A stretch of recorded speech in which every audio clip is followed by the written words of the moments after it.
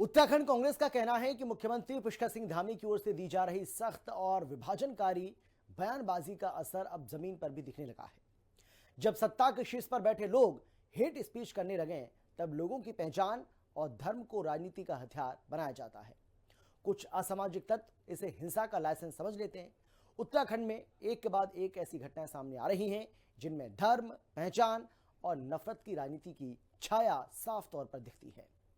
विकासनगर में 2 कश्मीरी नाबालिग लड़कों की पिटाई, देहरादून में पढ़ रहे छात्र एंजेल चकमा की संदिग्ध लिंचिंग के बाद मौत और मसूरी में सूफी संत बाबा बुल्ले शाह की 100 साल पुरानी मजार को तोड़ा जाना, ये सब अलग अलग घटनाएं नहीं है, बल्कि एक ही सामाजिक माहौल के अलग अलग चेहरे लगते हैं। और इन घटनाओं के बीच मुख्यमंत्री पुष्कर सिंह धामी की भूमिका पर भी बहस तेज हो गई है। देवभूमि उत्तराखंड की राजधानी देहरादून के विकासनगर से एक ऐसा मामला सामने आया है जिसने देश भर में सियासत पैदा कर दी है। दरअसल विकासनगर में बीते दिनों कश्मीरी युवकों की कुछ लोगों ने जमकर पिटाई कर दी। जानकारी मिली है कि पहले उनसे धर्म पूछा गया और पहलगाम हमले की बात कही गई और उसके बाद उन पर ताबड़तोड़ हमले किए गए, जिससे वो गंभीर रूप से घायल हो गए, जिसमें एक नाबालिग बच्चा भी शामिल है। दरअसल ये बच्चे अपने पिता के साथ सोल बेचने का काम जो है वो करते थे और वो अपने पिता की मदद करने वहाँ आए थे। उनके पहनावे और रंगरूप को देख के वहाँ के लोगों ने उनसे उनका धर्म और जगह पूछी और उसके बाद उनकी जमकर पिटाई की। हाल ही में एक अमेरिकी सर्वे में सामने आया कि भारत में सबसे ज्यादा नफरती भाषण उत्तराखंड के मुख्यमंत्री पुष्कर सिंह धामी देते हैं। उनके भाषणों का असर भी साफ दिखने लगा है। देहरादून के विकासनगर की घटना ने पूरे देश को झकझोर दिया है। रोजी रोटी की तलाश में अपने पिता के साथ शॉल बेचने आए कश्मीरी नाबालिग बच्चों से जब धर्म पूछा गया और उनकी पहचान मुस्लिम बताई गई तो बात अचानक हिंसा में बदल गई।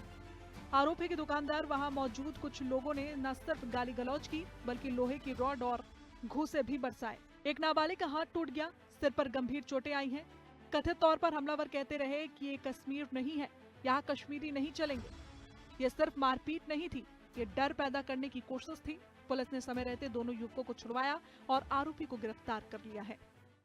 कल दिनांक 28 तारीख को विकासनगर थाना क्षेत्र में 2 कश्मीरी युवक थे जो विकासनगर के बाजार में आए थे, जिनके पिताजी जो वर्तमान में पौंटा साहिब में किराए के मकान पर रहते हैं। और ये दोनों युवक भी इस दौरान छुट्टियों में अपने पिताजी के पास आए थे और उनके सहयोग के लिए फेरी में सहयोग के लिए भी वो यहाँ पर पौंटा में रुके हुए थे। कल विकासनगर में एक दुकानदार से इनकी किसी बात को लेकर वहाँ पर कहासुनी हो गई, जिसमें दुकानदार द्वारा जो है उन पर हमला किया गया, जिससे वो इंजर्ड हुए थे। इंजर्ड के बाद उनका मेडिकल कराया गया। मेडिकल और तहरीर के आधार पर जो है मुकदमा सुसंगत धाराओं में दर्ज कर लिया गया है। जो इसमें मेन अक्यूज था अभियुक्त संजय यादव, उसको हिरासत में ले लिया गया। दोनों कश्मीरी युवक के परिजन अब पुलिस को अपने बच्चों की जान बचाने पर धन्यवाद दे रहे हैं।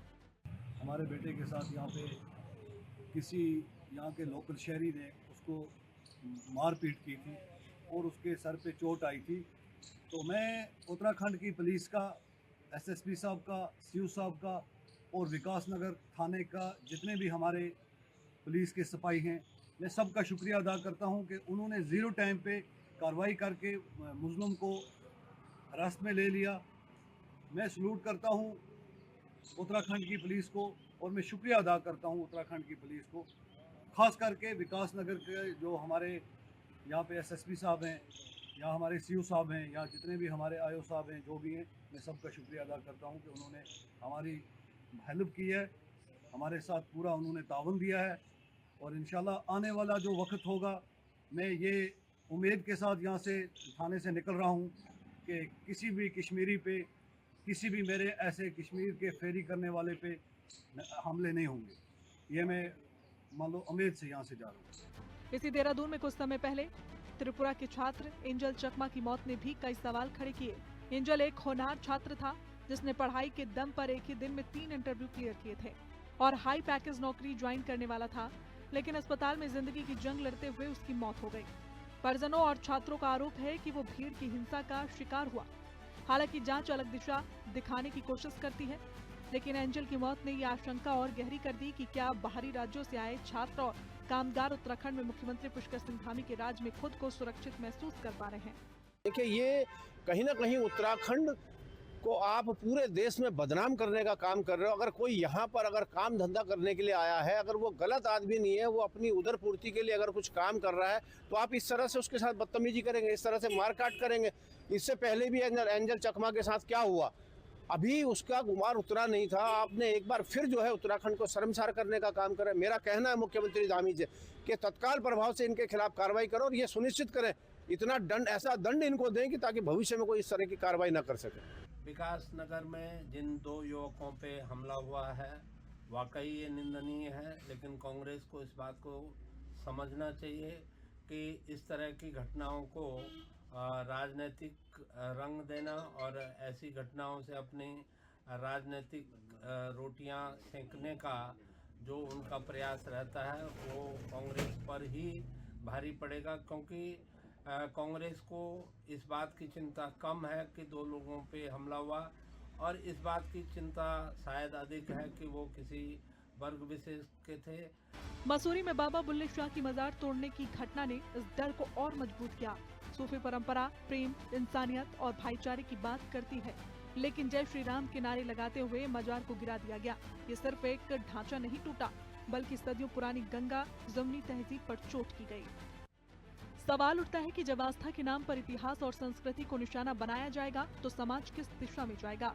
सरकार और पुलिस प्रशासन इन मामलों को व्यक्तिगत विवाद बताकर सांप्रदायिक रंग से इनकार करते हैं, लेकिन सवाल ये है कि अगर ये सब व्यक्तिगत विवाद है तो बार बार निशाना बाहरी अल्पसंख्यक या कमजोर वर्ग के लोग ही क्यों बनते हैं? क्यों कश्मीरी, पूर्वोत्तर के छात्र या सूफी परंपरा से जुड़े स्थल बार बार विवाद के केंद्र में आते हैं?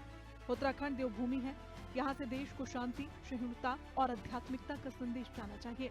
लेकिन अगर नफरत की भाषा और चुप्पी साथ साथ चलती रही तो देवभूमि की पहचान पर दाग गहराता जाएगा।